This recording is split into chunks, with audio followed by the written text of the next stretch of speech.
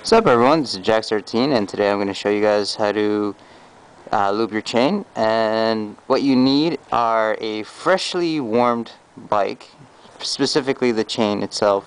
So just go for a ride that's 15 to 10 minutes. Then you also need your chain lube, which is whatever choice you want, but I use Tyrox. I don't know, it's pretty good. I've used it before, did a nice job. And chain lube itself, that's up to you. It depends on what bike you have. I just recently used this one just because I found the chain wax not to be as great, as it pretty much stuck to everything. Of course, your usual OEM toolkit that was provided when you purchased your bike, and a number 10 wrench, I guess you'd say. I don't know. But yeah, it also came in the toolkit. So what you want to do is first remove the chain guard gradually. God damn it. There we go. Okay, so removing the chain guard. And just let that sit aside for a moment.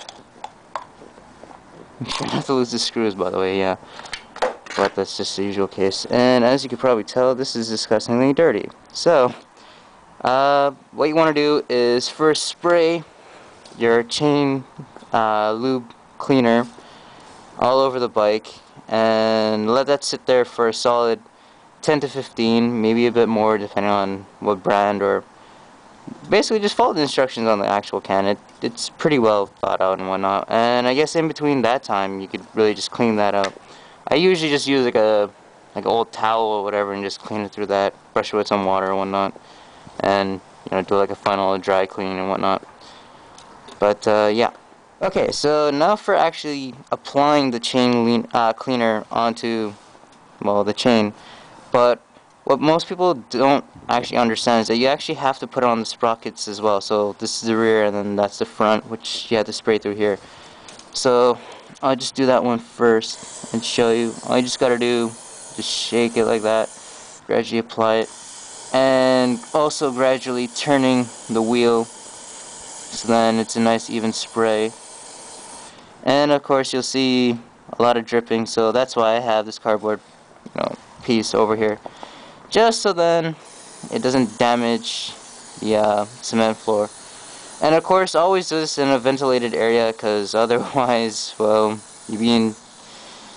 yeah, should be self-explanatory really. But yeah, so okay, I'm not gonna do this completely, I'm just gonna show you the brief thing. So obviously you do it on one side and then on the other side as well. Make sure to try to evenly coat it, and then also get on the sprockets as well, just slightly. I mean, it's pretty self-explanatory really. Just follow the instructions actually on the can. Like it says, spray cleaner, let it soak, scrub with a scrubber or a cloth or whatever, and then apply your actual chain lube and whatnot, and should be good. Make sure that the front sprocket had some, and then also of course the chain. Make sure to actually get in between the O-rings a bit. And sure, it might look a little bit disgusting right now, but of course you have to let it sit first, and then after that you can take, because with this particular brand it actually came with one of these scrubbers where it's you could actually pull it like that and apply it onto the chain and scrub it. And of course you still got to use this to get all the gunk that it missed or anything like that off of it. And yeah, so next 15-20 minutes then you can actually start using these.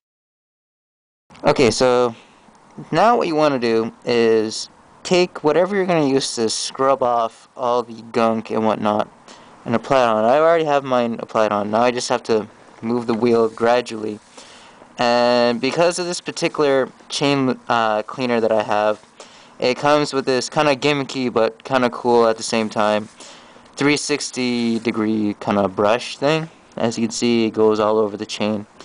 and all you just got to do is keep it in place and gently and slowly move the tire itself for a couple of revolutions, just so then you get the entire chain. So I'd say find a marker, like let's just say that purplish one here, the chain link itself should be, no, never mind, yeah, it should be that one.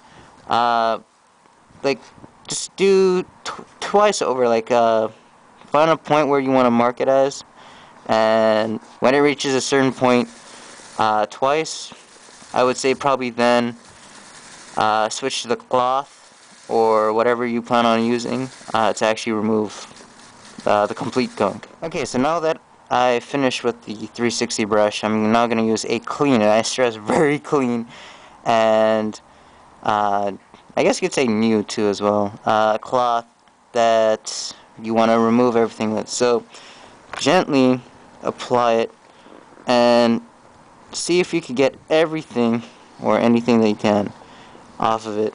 And I'm not sure if a lot of people do this or not, but occasionally what I like to do is actually go in between the teeth themselves of the rear sprocket. I mean, I can't do that for the front just because it's covered by the, well, obviously covered.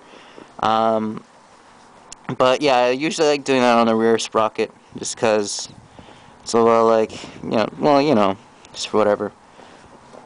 And yeah. Okay, so now with a clean, like a full out clean chain, now it's time to apply the chain lube itself.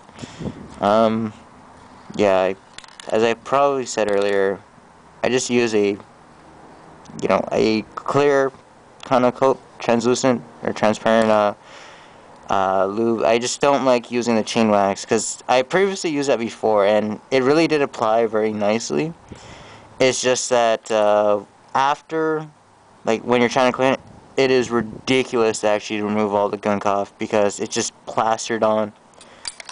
I know yeah, I don't know, it's up to preference really, but yeah. So okay, so what you want to do first is obviously keep a hand on the wheel just so you can keep it in motion and gradually, and then spray lightly but liberally over the front sprocket, the chain itself. Make sure to coat all the O-rings and whatnot. If you aren't sure, just coat everything really. So yeah, there too. Also under here, and also at the sprocket itself. Just make sure that you don't hit the brakes again, because yeah. If you're unsure about how to avoid that, go from the other side and spray. Obviously move yourself to that region just so then you could spray a lot more effectively, and continually moving the tire just so then you have an even spread or close to even spread, and after that you should be good. Okay, so we're back, and yeah, so what I probably didn't mention was the same thing that you did with the chain cleaner, where you did twice over, finding like a marker on it or whatnot. That's what you do with the same thing that you do with the chain lube itself. And now it's time to put back the actual chain protector. So as you can see, there's a little notch and there's a little divot thing or whatever they want to call it, I forget.